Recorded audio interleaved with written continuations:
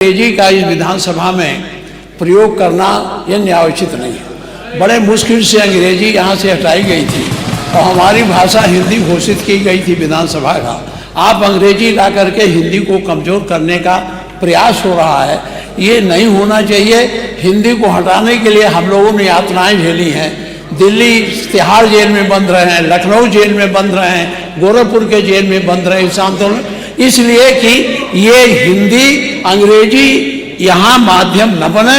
और इसमें कितने लोग हैं, अगर अंग्रेजी करें तो उर्दू भी कर दीजिए। उर्दू क्यों नहीं करते? उर्दू भी तो भाषा है। उर्दू को नहीं करेंगे, अंग्रेजी करेंगे। अंग्रेजी का मैं व्यक्तिगत रूप से मेरा विरोध दर्ज कर लें, बहुमत है आप पास कर लें। उसमें माननीय मुख्यमंत्री अध्यक्ष जी, उत्तर प्रदेश के विभिन्न बोलियों को, भोजपुरी, अवधी, ब्रज और बुंदेलखंडी को इस सदन में सम्मान मिल रहा है और हमारी सरकार तो इन सब के लिए एक एकेडमी का भी गठन, अलग अलग एकेडमी के गठन की कार्रवाई को भी आगे बढ़ा रही है। ये सभी हिंदी की उपभाषाएं हैं, यानी हिंदी की बेटियां हैं। भाषा की समृद्धि के आधार हैं और हमें इसका स्वागत करना चाहिए। ये सदन साहित्य केवल विशुद्ध साहित्यिक और व्याकरण से के विद्वानों की नहीं है, आम जन का प्रतिनिधित्व करने वाले माननीय सदस्य समाज के विभिन्न तबके से आए हैं।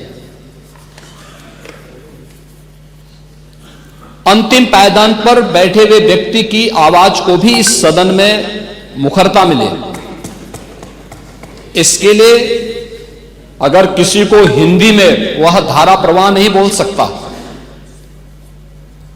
तो उसको भोजपुरी में भी अपनी बात को रखने का अधिकार मिलना चाहिए। अवधी में, ब्रज में या बुंदेलखंडी में उसको रखने का अधिकार मिलना चाहिए।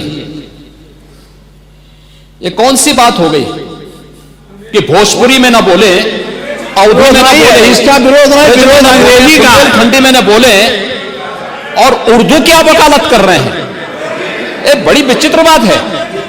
आप मुझे बताइए, मैं इसीलिए कहता हूं कि आप समाजवादियों का चरित्र ही इतना दोहरा हो चुका है, इतना दोहरा हो चुका है कि अपने बच्चों को भेजेंगे इंग्लिश पब्लिक स्कूल में और दूसरों के बच्चों को बोलेंगे कि एक गांव के उस विद्यालय में पढ़े जहां संसाधन भी नहीं है।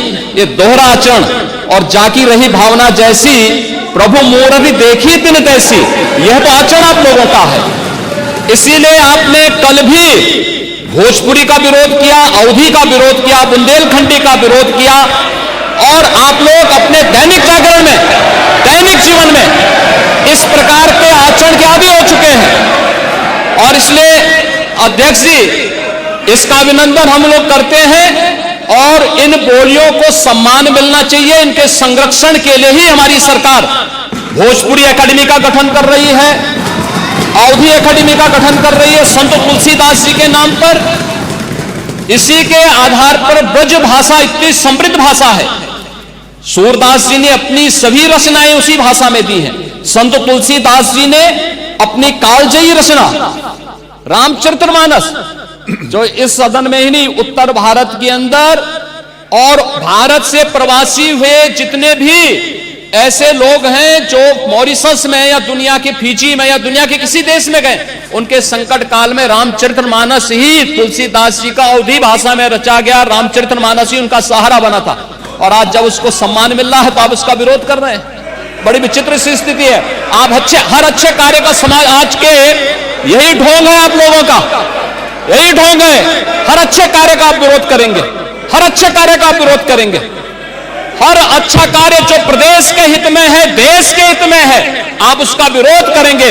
और मुझे लगता है इस प्रकार के विरोध की निंदा होनी चाहिए और हम इसका समर्थन करते हैं जो उत्तर प्रदेश की बोलियों को सम्मान मिल रहा है। मैं आपका धन्यवाद करूंगा और विधानसभा सचिवालय को इस बात के लिए धन्यवाद दूंगा कल हम लोगों ने यहां पे इसका शुभारंभ किया, समाजवादी पार्टी ने उसका विरोध किया है और मुझे लगता है कि प्रोसीडिंग का हिस्सा होना चाहिए, इनको समाज के सामने एक्सपोज करना चाहिए। अपने बच्चों को ये लोग पढ़ाएंगे इंग्लिश स्कूलों में और दूसरे के बच्चे के लिए अगर वो सुविधा सरकार देना चाहते हो, कहते नहीं उर्दू पढ़ाओ इसको, यानी उसको मौलवी बनाना चाहते हैं, कठपुल्ला पर जोड़ते इसको ले जाना चाहते हैं। ये नहीं चल सकता है।